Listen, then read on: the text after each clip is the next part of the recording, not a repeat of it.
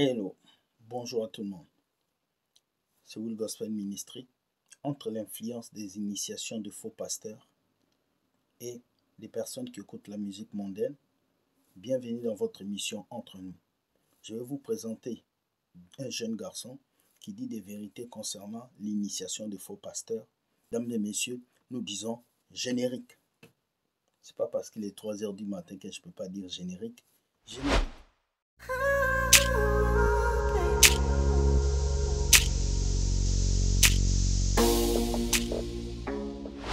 Plusieurs pasteurs ou plusieurs jeunes pasteurs sont initiés. Initiés dans la cabale juive, initiés dans plusieurs sens exotériques. Pendant que nous parlons, beaucoup de gens ne comprenaient pas. Nous allons écouter ces jeunes garçons qui nous expliquent comment est-ce que beaucoup de jeunes sont initiés et comment est-ce qu'ils sont en train de détruire, pas seulement leur vie, mais les vies des autres personnes autour d'eux. Écoutez ces messages et nous revenons juste après. Une des choses que vous ne savez pas encore, c'est que beaucoup de jeunes serviteurs de Dieu, même d'anciens serviteurs de Dieu, sont initiés. Ils sont entrés dans des sectes ésotériques. Parce que aujourd'hui, qu'est-ce qui marche? Je vois ci, je vois ça, pendant que je parle. L'esprit est en train de me montrer ci, l'esprit est en train de me montrer ça. Je vois que tu es comme ci, je vois ton grand-père, ta grand-mère, je vois. Les voyants.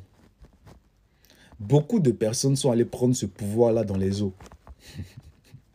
Je dis, beaucoup de personnes sont allées prendre ce pouvoir-là avec des sirènes, avec des serpents dans les eaux. Est-ce que vous comprenez cela? Est-ce que vous comprenez cela? Voilà. Il y en a beaucoup aussi qu'on a initié, on leur a dit, tu sais, voilà, on voit que tu es en train de monter. Voilà, nous, on est l'ordre de Melchisédek. Voilà, on voit, et puis tu viens, tout n'est pas écrit dans la Bible, tout n'a pas été révélé. Nous, on va te donner les mystères pour que tu puisses opérer dans telle dimension. Et lorsqu'on vient parler de ce genre de choses-là, les chrétiens qui ne comprennent pas, parce que des fois, c'est même pas aux chrétiens même qu'on s'adresse, on sait à qui on s'adresse. Et les gens à qui on s'adresse, ils savent que c'est d'eux qu'on parle. Ils savent que c'est d'eux qu'on parle. La Bible dit quoi? Que ces gens, ce n'est pas des apôtres de Christ. Ils se sont déguisés. Et de même que Satan lui-même se déguise en ange de lumière. Si vous voulez regarder le visage et le comportement des gens, vous n'allez jamais. Il faille que le Seigneur puisse vous faire la grâce d'ouvrir vos yeux pour pouvoir savoir qui est effectivement devant vous, en fait. Vous comprenez? Voilà. C'est pour cette raison que vous ne devez pas être accro aux prodiges, aux miracles ou bien à une certaine manifestation.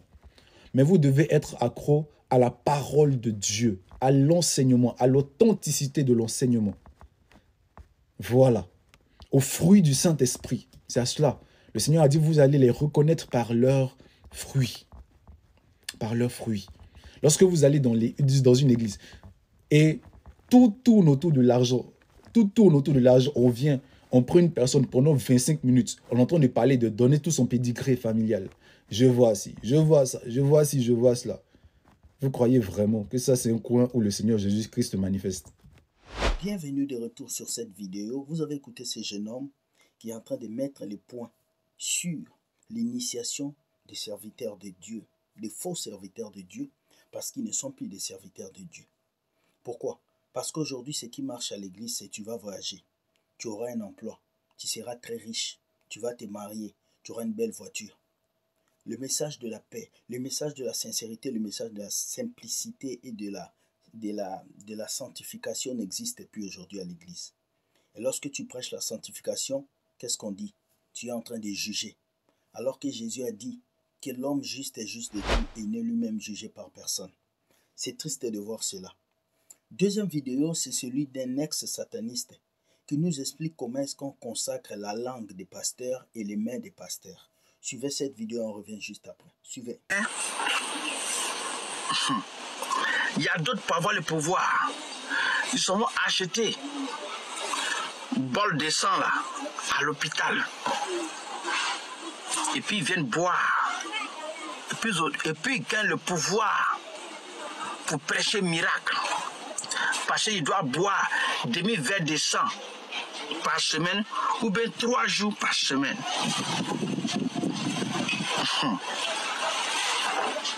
Je vous ai dit, hein, vous cherchez miracle là. Je ne suis pas contre quelqu'un. Quand j'étais dans le ancien avant, dans ce monde-là, on a fait des...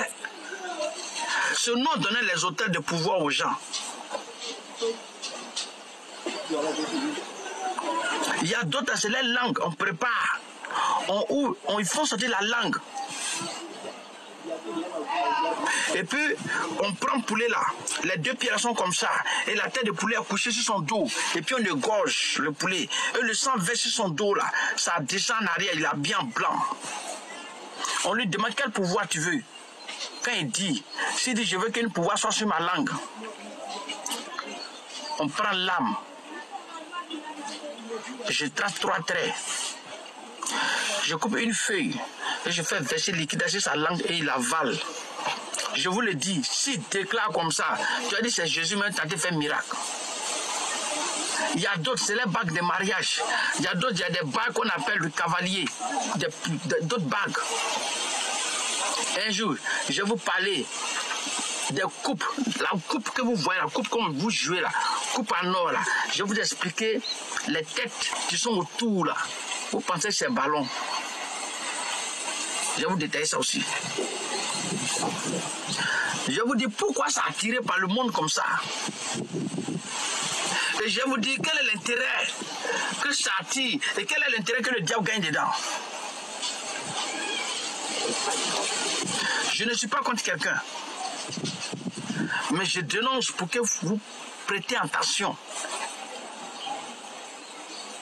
Il y a d'autres que nous avons mis leur pouvoir dans la main. Et puis il y a un œil ici, là. Quand il lève la main comme ça, quand l'œil la fait face à face, quand la paume là, où il y a l'œil là, ça fait face à face à ton visage qui tombe à terre. Jésus a dit, allez par moi, vous allez opérer des miracles. Mais la personne n'a même pas dit, au nom du sang de Jésus-Christ, je déclare, tu es déjà à terre. Il y a d'autres qui disent que le Dieu des temps dit. Hey, il y a d'autres encore qui ont mis les pouvoirs dans les pieds. Quand ils tapent les pieds contre le sol, les gens tombent. Il y a d'autres, on les a donné des pouvoirs dans les calebasses pour laver les mains. Souvent, c'est les visages avant de sortir. Souvent, j'ai enterré des choses dans les églises. Avant. C'était mystique. Quelle couleur de bœuf n'a pas enterré? Bœuf rouge, bœuf noir, bœuf blanc.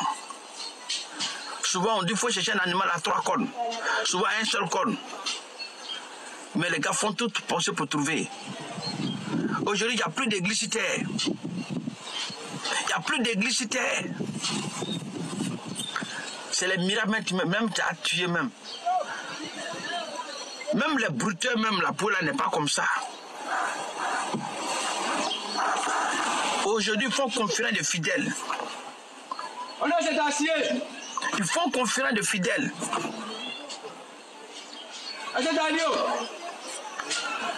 Vous savez pourquoi l'église catholique a attiré beaucoup de fidèles dans ce monde-là?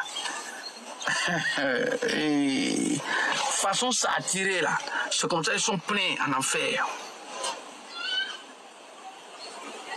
Demandez-les ceux qui ont fait le paradis et l'enfer là. S'ils ont vu les prêtres au paradis, ils n'ont qu'à dire la vérité. Moi je suis là, hein, je connais quelle date que le Seigneur m'a enlevé. Où j'étais mort 3 jours. Puis il m'a ramené. Je ne peux pas quelqu'un qui peut faire discours. Moi je ne parle pas de quelqu'un, je parle de ce que moi, que Dieu m'a fait grâce. Bienvenue mes chers amis, vous avez vu comment est-ce que cet homme explique, comment est-ce que quand ils initient les pasteurs et comment est-ce que le pasteur réagisse, comment est-ce qu'ils mettent les choses dans leur langue et dans leurs doigts. Alors faites très attention. Ce n'est pas tous ceux qui crient Jésus à l'église qui sont des hommes de Dieu. Ce n'est pas tous ceux qui viennent vous faire voir des miracles qui sont des hommes de Dieu. Les diables aussi font des miracles. Les diables aussi peuvent dire des choses qui semblaient être vraies, mais il a juste copié chez Dieu. Alors réveillez-vous et ne laissez personne vous diriger avec des esprits mensongers. Personne ne peut vous imposer la main si vous ne le connaissez pas. C'est très important de le comprendre. Troisième vidéo, c'est un jeune qui nous parle et que c'est Dieu qui nous change. Ce n'est pas toi qui exige aux gens de changer, mais c'est le Saint-Esprit qui décide que quelqu'un puisse changer. On regarde cette vidéo et on revient juste après. Regardez. Ce soir, on doit discuter. Certains chrétiens, c'est quoi votre problème? C'est quoi votre souci? Les personnes qui sont là, qui te disent qu'il faut que tu prennes une décision, qu'il faut que tu changes, il faut que tu arrêtes. Ce n'est pas votre rôle de faire les gens changer. Ce n'est pas votre rôle de dire aux gens ce qu'ils doivent faire ou pas. C'est le Saint-Esprit qui change. C'est le Saint-Esprit qui convainc. C'est le Saint-Esprit qui modifie. C'est le Saint-Esprit qui interpelle. C'est le Saint-Esprit qui travaille et qui te façonne, qui te modèle à l'image de Dieu. Mettez face à certains chrétiens. Je ne sais pas pour qui ils se prennent, d'où ils ont sorti ça dans la Bible, mais ils se mettent face à toi et ils te disent non, tu dois prendre une décision. Tu dois arrêter ça. Tu dois changer. Et qu'est-ce qui vous arrive? On est pressé de quoi? La patience, ça fait partie des fruits de l'esprit. Vous êtes face à beaucoup de personnes qui vous disent ce que vous avez envie d'entendre. En fait, des gens, en fait, ils te mettent la pression, qui te mettent une espèce de stress que Dieu même ne te met pas. Dieu, il est cool, les mecs. Dieu nous aime, on est ses enfants. Vous n'êtes pas obligé de mettre la pression aux gens pour que les gens changent, pour que les gens maudissent. Et ils vont vous dire ce que vous avez envie d'entendre. C'est tout. Je connais plein de gens qui chantent le dimanche à l'église. Des filles qui chantent à la louange, mais qui ont leur plaquette de pilules dans leur sac. Pourtant, ils chantent, ils vous montrent ce que en fait, vous voulez voir. Mais quand vous avez des gens honnêtes qui vous disent « Oh, oh, oh », on se calme, on détend ses cheveux, on redescend la pression. Vous n'êtes pas content. C'est quoi ces chrétiens? Non, on doit être là pour s'encourager. On doit être là pour se soutenir, pour se porter. Parfois, on a même peur de venir vous confesser certains péchés. Parce qu'on sait qu'on sera jugé. On sait qu'on sera regardé mal. On sait que votre comportement va changer. Vous ne serez pas dans la compassion. Vous ne serez pas dans de l'amour. Vous ne serez même pas dans la peine pour nous par rapport à ça. Mais vous serez plus dans un mode, mais il n'a pas vraiment le Saint-Esprit. Ça, je trouve que ce n'était pas vraiment un vrai chrétien. Peut-être qu'il n'était pas vraiment né de nouveau. Tu vas sentir, même si parfois certaines personnes ne te disent pas, tu sens le jugement. Parce qu'il faut savoir une chose. L'amour dans le regard de quelqu'un, ça là, il ne peut pas mentir. Il ne peut pas copier. Quelqu'un qui t'aime, quelqu'un qui a la compassion pour toi, quelqu'un qui a envie que tu changes, mais parce que ces personnes-là veulent ton bien, parce que ces personnes-là t'aiment. Et ça, tu ne peux pas le cacher. Tu ne peux pas le tromper. Moi, je te dis là, tu sens le regard de jugement. Tu sens la pression qu'on te met. Moi, je te dis, moi, personnellement, là, Dieu ne me met pas de pression. Donc, je ne vais permettre à aucun homme qui marche sur ses deux pieds comme moi de me mettre une quelconque pression. Je n'ai aucune décision à prendre face à toi. Si j'ai un engagement à prendre, ça sera dans l'intimité de ma chambre avec mon Dieu. Je vais dire, Seigneur, je vais prendre un engagement. Parce que je tiens à vous rappeler une chose. Ce n'est pas un pasteur qui s'est sacrifié à la croix pour vous. C'est Jésus. C'est pas un pasteur qui a donné sa vie pour vous, c'est Jésus. C'est pas un pasteur qui vous aime inconditionnellement, c'est Jésus. C'est pas le pasteur qui est votre père, votre frère, votre meilleur ami, votre confident, votre conseiller, c'est Jésus. Donc si tu as un engagement à prendre envers quelqu'un, c'est vis-à-vis de Jésus. Vous poussez les gens à vous mentir, vous poussez les gens à être hypocrites, vous poussez les gens à être faux, vous poussez les gens à en fait montrer un visage d'une chose qu'ils ne sont pas. Tout ça pourquoi? Tout ça pourquoi? Pour flatter votre ego, pour que vous puissiez vous dire que vous êtes des pasteurs qui portez du fruit. Tout ça, c'est de la façade. Tout ça, c'est de la foutaise. Tout ça, c'est du mensonge. Tout ça, c'est du théâtre. Tout ça, c'est de la comédie. Toi-même, pasteur, Jésus était patient avec toi. Toi-même, parfois, il t'a sorti de des situations. Même, on te dit, certaines personnes pensaient que tu étais irrécupérable. Même si chaque semaine, un jeune t'appelle pour te dire qu'il est retombé dans le péché, tu dois entendre que chaque semaine, il retombe dans le péché. Tu n'as pas à le faire se culpabiliser. Ce n'est pas ton rôle. Ce n'est pas ta mission. Donner la pression aux gens. Il faut que vous appreniez à rester à votre place. À rester dans le rôle que Dieu vous a donné. Vous êtes des pasteurs. Un pasteur, c'est quelqu'un qui est rempli de compassion pour les autres. Qui a un cœur gros comme ça. Nous, chrétiens, ça veut dire, en fait, on catégorise les péchés. On dit, bon, nous, nos péchés, c'est pas trop grave. Mais lui, il a son péché. Hein. Ce qu'il a commis là, c'est horrible. Eh, mon ami, il n'y a pas de grand et de petit péché devant Dieu.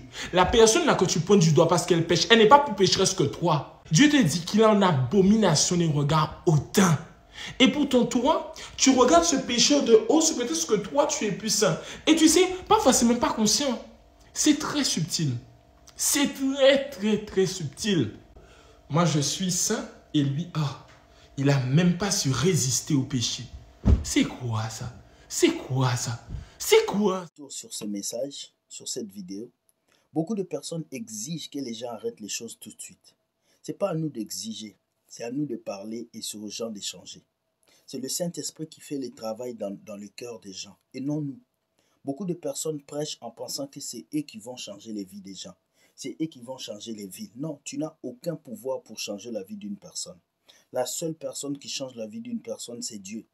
Et tant que Dieu ne décide pas de changer quelqu'un, toi, tu n'as pas le pouvoir de le faire. Voilà pourquoi je vous dis, faites très attention.